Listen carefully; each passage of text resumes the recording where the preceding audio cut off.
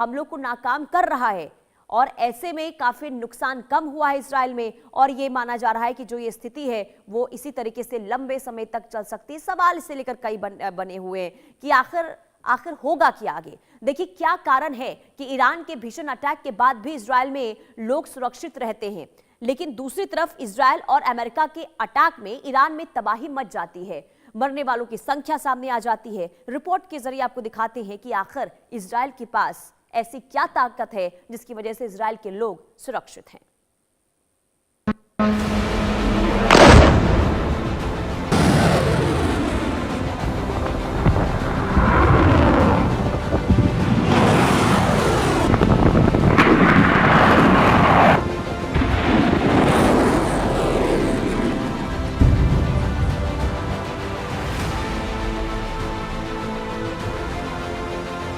Iran के साथ Israel और अमेरिका की जंग जारी है। दोनों ओर से भयानक और भीषण वार पलटवार किए जा रहे हैं। ताजा रिपोर्टों के मुताबिक ईरान के मिसाइल और ड्रोन हमलों में इजराइल में अब तक लगभग 12 से 15 लोगों की मौत हुई है, जबकि 2000 से ज्यादा लोग घायल बताए जा रहे हैं। जबकि ईरान में मरने वालों और घायलों की संख्या बहुत ज्यादा है। ईरान के स्वास्थ्य मंत्रालय के अनुसार 28 फरवरी 2026 से शुरू हुए हमलों में कम से कम 1444 लोगों की मौत और 18,551 लोग घायल हुए हैं। मरने वालों में 1200 से ज्यादा आम नागरिक भी शामिल बताए गए हैं। कई रिपोर्टों में कहा गया है कि स्कूल और रिहायशी इलाकों पर हमलों में भी बड़ी संख्या में लोग मारे गए हैं। दरअसल ईरानी हमलों के बावजूद इजराइल में लोग काफी हद तक सुरक्षित रहे हैं, जिसका मुख्य कारण उनका अत्यधिक उन्नत आयरन डोम, मिसाइल रक्षा तंत्र, मजबूत भूमिगत बंकर और सतर्क नागरिक प्रशासन है।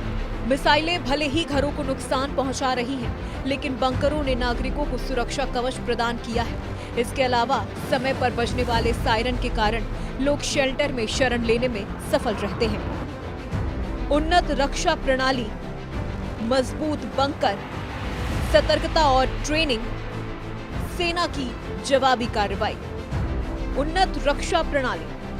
इजराइल के पास आयरन डोम जैसे अत्याधुनिक रक्षा कवच है जो ईरानी मिसाइलों और ड्रोन को हवा में ही नष्ट कर देते हैं। मजबूत बंकर। इजराइल में घरों और सार्वजनिक स्थानों पर बहुत मजबूत बम शेल्टर होते हैं जो सीधे हमले में भी लोगों को बचाते हैं। सतर्कता और ट्रेनिंग। सायरन बजते ही नागरिक तुरंत सुरक्षित स्थानों पर पहुंच जाते हैं, जिससे हताहतों की संख्या कम होती है।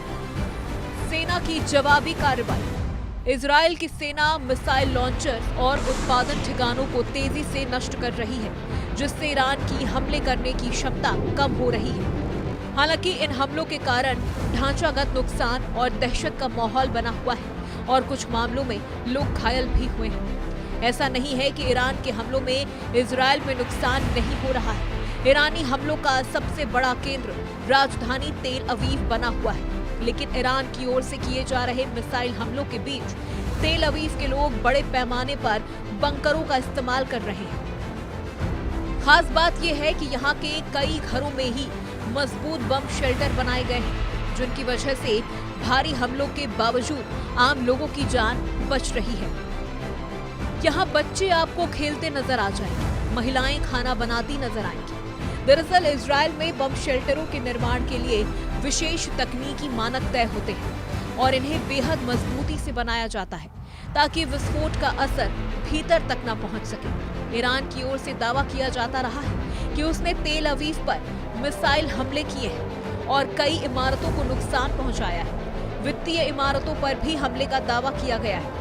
जमीन पर कई जगह घर टूटे हुए भी दिखाई देते हैं।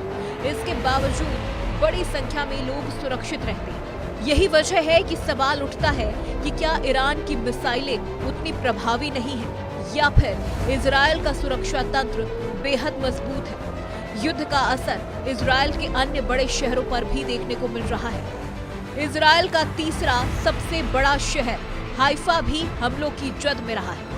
कारें घर के बाहर क्षतिग्रस्त हो चुकी हैं। इसके उलट तेल अवीव में सामान्य जीवन की झलक भी देखने को मिलती है। युद्ध के बीच भी लोग मॉल में खरीदारी करते हैं, खाते पीते हैं और घूमते नजर आते हैं। ईरान मिसाइल दागता है, कारों मकानों को नुकसान होता है, लेकिन लोग सुरक्षित बच जाते हैं। इसकी वजह वहां की मजबूत सुरक्षा व्यवस्था है। तेल अवीव के ऐतिहासिक डिज़नगॉफ सेंटर में मौजूदा मॉल इसका बड़ा उदाहरण है। ये मॉल केवल एक व्यापारिक परिसर नहीं, बल्कि एक विशाल सुरक्षा ढांचा भी है। ये जमीन के नीचे कई मंजिल तक बना हुआ है और इसे इस तरह तैयार किया गया है कि हमले की स्थिति में भी लोग यहाँ सुरक्षित रह सके।